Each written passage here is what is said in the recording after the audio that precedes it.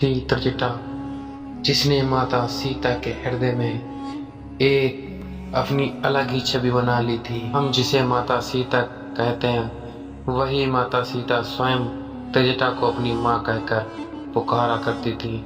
जब माता सीता लंका में थी तो अशोक वाटिका में उनका ध्यान त्रिजटा ने रखा था, जो वहाँ की खास राक्षसियों में से एक थी, जिसे देवी सीता जी स्वयं साक्षात लक्ष्मी जी का अवतार थी। वह उनकी सेवा करने का सौभाग्य प्राप्त हुआ था। त्रिजटा की हम बात कर रहे हैं, रावण की एक दासी त्रिजटा, जिसने स्वयं माता सीता को अशोक वाटिका में नियुक्त किया था उनकी रखवाली करने के लिए। आखिर वो कौन थी, जिसके बारे में आज तक इंटरनेट, यूट्यूब के किसी भी प्लेटफार्म पे उनके बारे में जानकारी प्राप्त नहीं होती है। यहाँ तक कि रामायण में भी उनका ज़्यादा जिक्र नहीं मिलता है, लेकिन इतना ज़रूर कहा जाता है कि त्रिजटा ने ही माता सीता की अशोक वाटिका में रखवाली की थी। यहाँ पर त्रिजटा को लेकर बहुत सारे सवाल उठते हैं, जैसे राक्षसी होते हुए भी उसने देवी सीता को कोई नुकसान क्यों नहीं पहुँचाया, किसकी पुत्री थी त्रिजटा और उस पर इतना रावण विश्वास क्यों करता था। आज हम इन सारे सवालों का जवाब देंगे इस वीडियो में, लेकिन इस वीडियो को शुरू करने से पहले आपसे निवेदन है कि अगर आप हमारे चैनल को पहली बार देख रहे हैं तो चैनल को सब्सक्राइब करके बेल आइकन अवश्य प्रेस कर दीजिएगा, जिससे हमारे द्वारा बनाए गए नए वीडियोज की जानकारी आपको सबसे पहले नोटिफिकेशन के जरिए मिलती रहे। साथ में जय श्री कृष्ण कमेंट करना बिल्कुल भी मत भूलिएगा। भगवान श्री कृष्ण की कृपा आपके समस्त घर परिवार पर हमेशा बनी रहेगी। मित्रों, आज हम त्रिजटा के पूर्व जन्म की कथा आपको सुनाएंगे। त्रिजटा सुलेखा नाम की एक बेहद ही खूबसूरत अप्सरा हुआ करती थी और इंद्र की सभा में शोभायमान होती थी। सुलेखा को चित्रसेन नाम के गंधर्व से प्रेम हो गया था। दोनों देवराज इंद्र के दरबार में नृत्य करके सभी का मन बहलाया करते थे।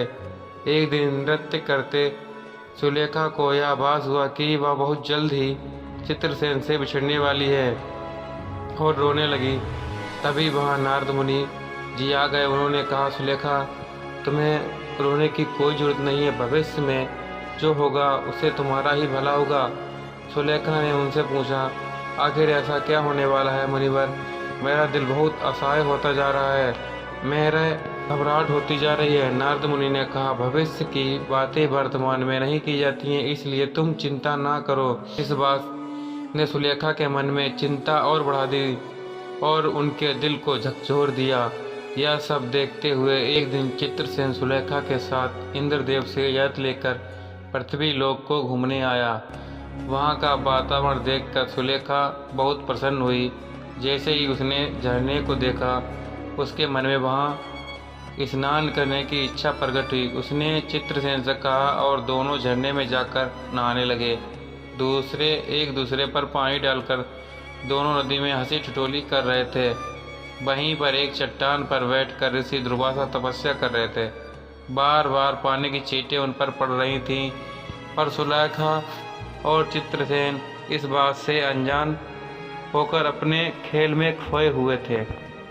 जब ऋषि दुर्वासा को सहन नहीं हुआ तो उन्होंने अपनी आंखें खोली और सुलेखा से कहा, तुम यहाँ से चली जाओ, तुम्हारे खेल की वजह से पानी की छींटें मुझ पर पड़ रही हैं, जो मेरी तपस्या में विघ्न डाल रही हैं। लेकिन ऋषि की यह बात मानना तो दूर, सुलेखा ने उल्टा उन्हें जवाब दे दिया। यह देखकर दुर्वासा ऋषि को क्रोध आ गया और आप तो जानते ही हैं कि सब ऋषियों में क्रोधी ऋषि स्वयं दुर्वासा ऋषि हैं। दुर्वासा आग बबूला हो गए और उन्होंने सुलेखा को यह श्राप दिया कि तुम जल्द ही सुंदर शरीर को त्याग दोगी और इसके बाद तुम्हारा अगला जन्म राक्षस कुल में होगा।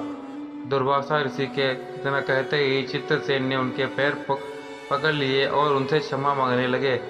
सुलेखा को अपनी गलती का एहसास हुआ और वो ऋषि के पैरों में गिरकर क्षमा की भीख मांगने लगी। तब दुर्वासा ऋषि ने कहा, मैं अपना श्राप वापस नहीं ले सकता हूँ, लेकिन यह वरदान देता हूँ कि तुम्हारे उस जन्म में तुम्हें साक्षात भगवान श्री हरि और माता लक्ष्मी के दर्शन होंगे। देवी सीता जो साक्षात लक्ष्मी की अवतार होंगी और उनकी सेवा करके तुम्हें मुक्ति मिलेगी।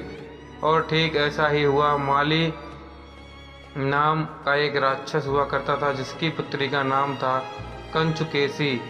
ने हरि कीर्तन करके ऋषि विश्वा को प्रसन्न कर लिया था। इसके बाद दोनों एक दूसरे को प्रेम करने लगे थे और फिर कुछ समय बाद ही कंचुकेशी गर्भवती हो गई और उसे एक कन्या की प्राप्ति हुई, जिसका नाम त्रिजटा था।